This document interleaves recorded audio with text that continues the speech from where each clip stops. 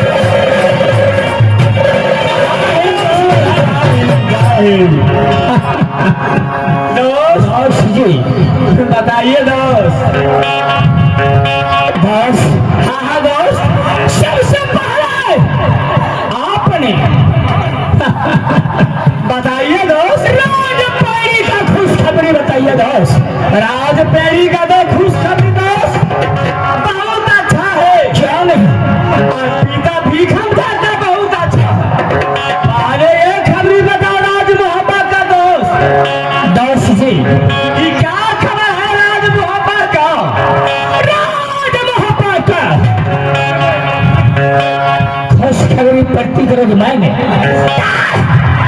शंकर भगवान से मनाता रहा। क्या नहीं दोस्त, आपकी दया से, या समाज की दया से, प्रभु श्री राम की दया से, क्या मेरे परिवार बहुत आनंद से है दोस्त। है दोस्त, लेकिन एक बात है दोस्त, बताइए दोस्त। आज दोनों दोस्त एक सप्ताह समय गुजर गया है। हाँ दोस्त, बड़े भैया की अदालत में प्रवेश नहीं किया। वही तो मैं, या तो आप जानते हैं जया प्रभु ना अस्त्र ना शस्त्र की मर्म को जानता है। कोई मर्म नहीं दोस्त, या जंगली रुदल की बोली से क्या हाल है दोस्त। लगे सता हो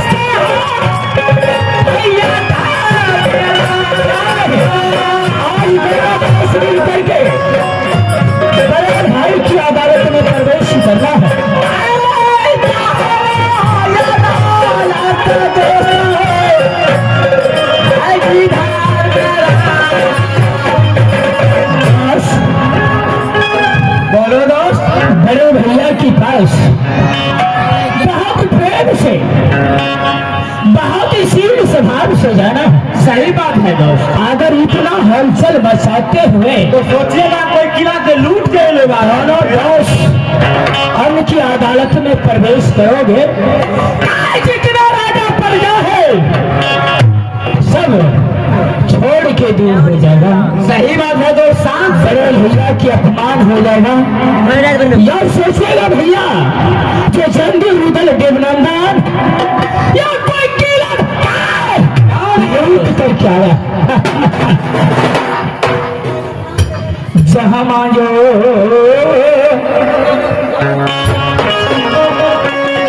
कचहरिया पिताजी के क्या नहीं